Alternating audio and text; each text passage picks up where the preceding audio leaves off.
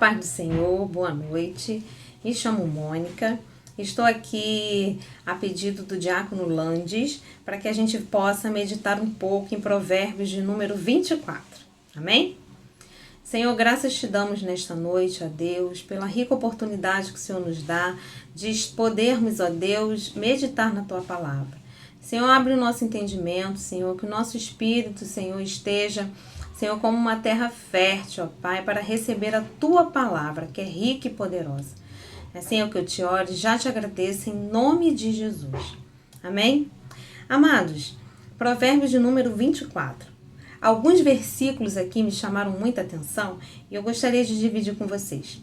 Tá? Queria começar lendo o versículo de número 3, que diz assim: com a sabedoria, edifica-se a casa.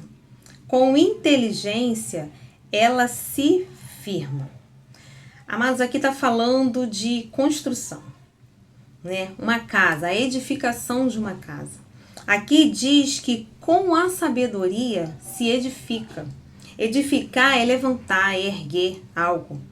E nós precisamos erguer, e essa coisa que nós erguemos, ela precisa ficar sólida, né? Ela precisa ficar firme. E aqui diz que com inteligência ela se firma. Então, se nós queremos levantar, erguer algo e que ela fique firme, nós precisamos da sabedoria e da inteligência. Assim diz aqui, no versículo de número 3. Eu fiquei meditando a respeito disso. E o que a palavra de Deus fala a respeito da sabedoria? Ela diz que se eu e você não tivermos sabedoria, a gente só precisa fazer uma coisa, que é pedir. Pedir a Deus que Ele nos dá e não nos lance em rosto. Lá em Tiago 1,5 diz assim, ó: se alguém de vocês tem falta de sabedoria, peça a Deus, que a todos dá livremente, de boa vontade, e lhe será concedida. Então é algo que tem a meu e a seu dispor. É só nós voltarmos para o nosso Senhor e pedir a Ele, que Ele não vai nos negar. Foi assim com Salomão. Salomão, quando teve a oportunidade de estar diante do Senhor, e o Senhor perguntou a ele: o que queres que eu te faça? Salomão não perdeu a oportunidade. Vamos olhar lá? Em 1 Reis, 3, a partir do versículo 5, fala assim, ó: em Gibeão, apareceu o Senhor a Salomão de noite em sonhos. Disse-lhe Deus: pede-me o que queres que eu te dê. Amados, o próprio Senhor apareceu a Salomão em sonho e lhe perguntou: o que tu queres que eu te dê? E aí? Se o Senhor faz essa pergunta para mim e para ti, geralmente a tendência é a gente procurar pedir algo, né, que a gente está em eminência ali, que a gente esteja precisando ali no momento. Ai, meu Deus, se eu estou buscando a salvação de um ente querido, se eu estou enferma, se eu estou com alguma outra situação pendente, o que a gente pensa na hora, né? Se o Senhor está me dando a oportunidade de eu pedir algo, eu vou pedir aquilo que está ali em iminência, que está ali no momento me afligindo, talvez. Mas Salomão não. Olha o que ele falou. Aqui no versículo 9 fala assim, ó: dá, pois, a teu servo coração compreensivo para julgar o teu povo, para que prudentemente discirna entre o bem e o mal. Pois quem poderia julgar a este grande povo? Amados, diante desse pedido de Salomão, sabe como o Senhor reagiu? Está aqui no versículo 10. E diz assim: estas palavras agradaram ao Senhor, por haver Salomão pedido tal coisa. Disse-lhe Deus: já que pediste estas coisas e não pediste longevidade, nem riqueza, nem morte dos seus inimigos, mas pediste entendimento para discernir o que é justo, eis que faço segundo as tuas palavras.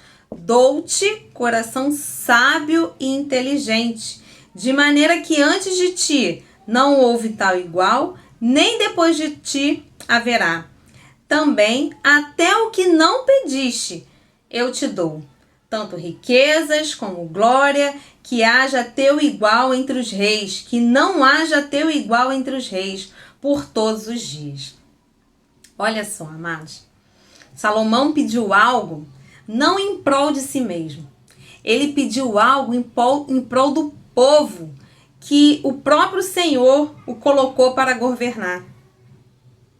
E como ele não foi egoísta, como ele não olhou para si, o Senhor aqui falou, ele poderia ter pedido a morte dos seus inimigos, ele poderia ter pedido riqueza, ele poderia pedir N coisas, mas ele se voltou, vamos dizer assim, para o ministério. Ele se voltou para aquilo que o Senhor colocou nas suas mãos. Porque aqui também, nesse capítulo 3, Salomão declara que não foi ele que assentou no trono, mas que foi o próprio Senhor que o colocou. Quer ver? Está aqui no versículo de número 6. Diz assim, no número 7. Agora, pois, ó Senhor meu Deus, tu fizeste reinar o teu servo em lugar de Davi. Ele está falando dele mesmo, né? Tu fizeste teu servo reinar no lugar de Davi, meu pai. Não passo de uma criança, não sei como conduzir-me. Amados, Salomão foi humilde aqui diante de Deus. Ele reconheceu que não foi ele que se colocaste ali no lugar. Ele falou, o Senhor, meu Deus, me colocou para reinar no lugar do meu pai. Foi o Senhor que me colocaste aqui. Mas eu não passo de uma criança e não sei como conduzir-me. Salomão tinha só 20 anos quando assumiu o reinado. Quando Davi faleceu e ele reinou, assumiu o lugar de seu pai. E ele humildemente, amados, voltou-se ao Senhor e disse, Senhor, foi o Senhor que me colocaste aqui. Mas eu não me sinto capaz. Eu não me sinto capaz de desenvolver aquilo para que o Senhor me chamou. E quantas vezes nós somos assim? Eu e você. Deus nos coloca e a gente se sente pequeno diante daquela situação, se sente impossibilitado, com poucos recursos para desenvolver aquilo que Deus colocou na minha mão. Isso pode ser um ministério, isso pode ser a sua própria família, isso pode ser o seu emprego. Muitas vezes nos vemos dessa forma que Salomão aqui humildemente confessou diante de Deus. E ele não pediu outra coisa, amados, a não ser sabedoria. Porque ele sabia que iria precisar de sabedoria para lidar com tão grande povo. E logo após o Senhor ter concedido a ele a sabedoria, veio uma situação bem difícil para ele resolver. Mais à frente vem dizendo sobre a situação, fala assim, ó, Salomão julga a causa das duas mulheres. São duas prostitutas que viviam numa mesma casa. Tiveram filhos em tempos bem próximos, então os filhos deviam ter praticamente a mesma idade, diferença de dias. E ao dormirem, uma delas deitou-se sobre seu filho e seu filho veio a falecer. Só que de madrugada ela foi lá e trocou, né, querendo ficar com o filho vivo. E foram ali naquela discussão, foram parar diante do rei Salomão. E o rei Salomão não sabia como fazer aquela situação. Como é que eu vou sair disso? Tu se sente assim de vez em quando? Situações que a gente não sabe como sair? Aí veio Salomão, creio eu que inspirado por Deus, pela sabedoria que ele já havia lhe dado. Pediu uma espada e disse que iria cortar a criança ao meio. E a mãe, a verdadeira mãe, logo se manifestou, dizendo, eu prefiro perder ao ver meu filho morrer. Enquanto a outra disse, nem eu, nem você, que morra. Qual mãe agiria assim diante de uma situação? Aí Salomão falou, então dê para esta, que quis evitar a morte do filho. Ela é a verdadeira mãe. E com essa atitude, amados, aqui no versículo 28 diz, todo Israel ouviu a sentença que o rei havia proferido. E todos tiveram profundo respeito ao rei. Então, amados, a sabedoria, como nós lemos lá no versículo 5, ela edifica. Ali Salomão estava iniciando o seu reinado, edificou, firmou e também deu respeito.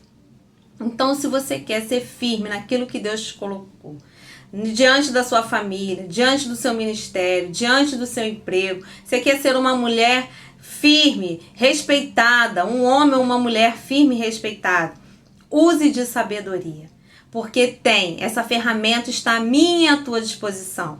O Senhor pode lhe dar, é só nós pedirmos que Ele nos dará. Amém?